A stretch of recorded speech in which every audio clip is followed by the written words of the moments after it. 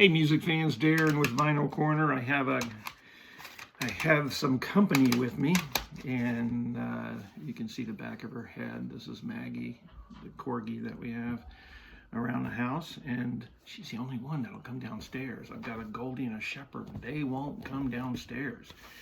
I don't know why. I think it's because all the cat stuff is here, and when they were puppies, they were really afraid of our cat. It's kind of funny. I'm trying to tell our shepherd and try to remind her that, you're a German shepherd. You shouldn't be taking this from the cat. She ain't listening to me. Today we're going to go over some really wonderful records that were critically acclaimed. Some were on lists of the best of all time. Some were on lists of the best during a segment of time. And it's kind of ironic because now you hear songs by that artist, but you never really hear anything from that record. That record was some of them are very huge records at the time of their release. But then as time moved on, they just didn't really get as much airplay. I mean, the band is played, but you don't hear any songs off those records. So we're going to start off with the Black Crowes, Southern Harmony and Musical Companion. This is one of the greatest rock records out there. I read in one of the music magazines, they listed the top 100 albums of the 21st century, and this was number 8. It's really impressive. Black Crowes had 3 songs in the top 100. The other 2 were Amorica and, of course, their debut, and those were up in the 80s. This was number 8. So I guess the number 8 has something to do with their thing. It opens up with Sting Me, which is just a wonderful, wonderful get your attention remedy. Sometimes Salvation, My Morning Song, and Time Will Tell. Are you enjoying this there, Mags? Okay. But it's a great record, and it's one that you really, really should Spotify and listen to. It was their only number 1 album in America. It really opened them worldwide. They became top 10 in many of the European countries, UK, New Zealand, Australia. So it really opened the international market for them. It's a wonderful record. Wonderful record. I just don't hear anything on the radio from them. They'll always play Hard to Handle or She Talks to Angels, which is from the debut, but they don't play anything from here. Next up is from the only band that mattered, The Clash, London Calling. Rolling Stone had London Calling as their number 1 album of all of the 80s. It was the 1980s top album. And it's very, very funny because it was released during the first week of the 80s, in the first week of January 1980. London Calling is a title track, which is just a wonderful song, wakes you up, Rudy Can't Fail, Guns of Broxton, The Clamp Down. This has a lot of staple Clash songs. One funny thing is the only top 40s hit that they got out of this was a song called Train in Vain. It's a really cool song, but it's not listed on here. It's not listed actually on the records themselves. It's just at the end of side 2, another song comes on.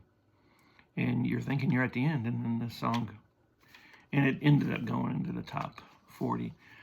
They did have success a little later, because this album really just barely scraped in the top 40 in America. Did well, more, was stronger in the European area, and of course in the UK. It wasn't until Combat Rock that they really hit the top 10 here in America, both with Rock the Casbah and the album itself, Combat Rock. This, to me, is far better recording. It's actually a better recording than anything else they've done. This one was on a bunch of lists as one of the best debuts for a rock band. It's from Zebra. It's self-titled, Zebra. I remember seeing them, those of you who remember Slicks in St. Martinville back in the day. I don't even know if it's still there. Someone has to tell me if it's still there. A couple of friends and I snuck in when we were in high school to see them. They hadn't even released this. They'd just been touring around, and My sister had saw them a couple of years earlier, had this tour shirt. I thought it looked pretty cool. But this was their debut album, and it was released in '83. Tell Me What You Want, One More Chance, Who's Behind the Door was their top 40 song, and it was played on MTV a lot. The radio station that we had down there that really loved playing this, I mean, there was 5 different songs they would play on it, and it was just terrific. But you never hear anything on the radio from Zebra. Nothing. This did eventually go gold. It went to number 27 on the charts. Their follow-up is a really strong record too, No Telling Lies. After that, they had one called 3.0X.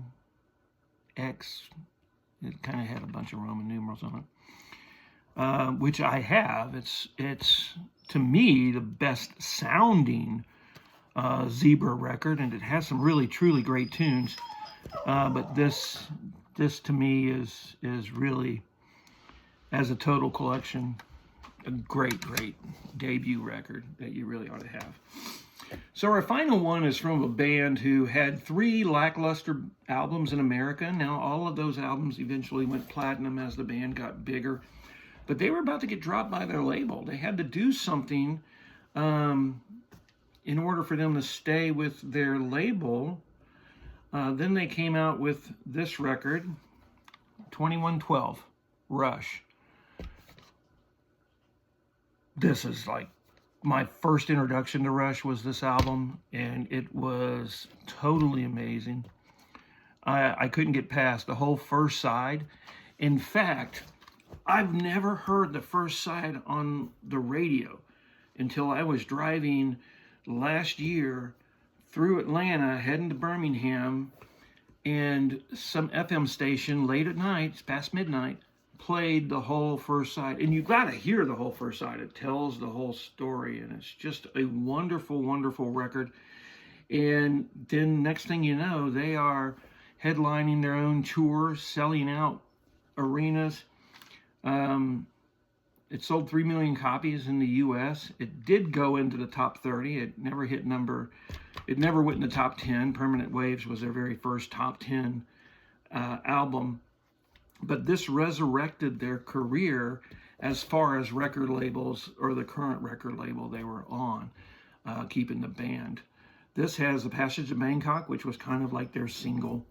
Twilight Zone, Lessons. It's just a great listen. My only thing to tell you is, if you're going to listen to this, don't pick and choose and just play a couple of songs. You've got to listen to it in its sequence.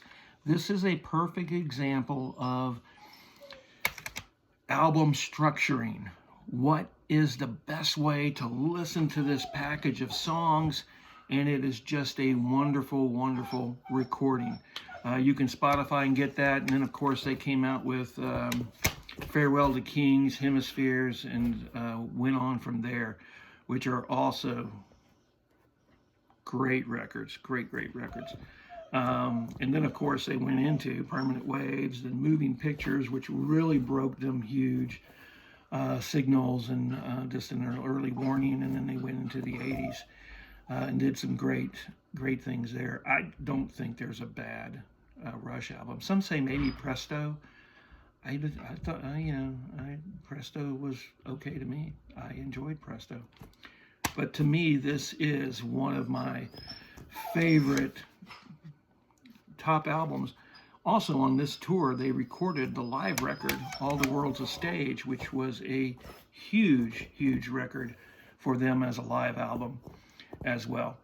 But, you know, you got to listen to that. You got to listen to it.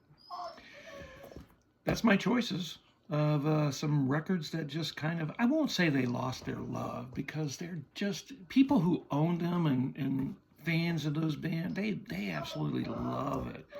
It's really just, you don't hear them on radio. They're not the songs that when they play a song from that band that they go to play. Every once in a while, if there is one song out of these 4 that I'll hear, it will be either Train in Vain or Passage to Bangkok. And it just depends on the station and where you're at. anyway, those are my choices. You may have other choices. Please feel free to list them in the comments so we can kind of all get a gist of what really you like. But in the meantime, you guys have a blessed day, and we'll talk to you next week.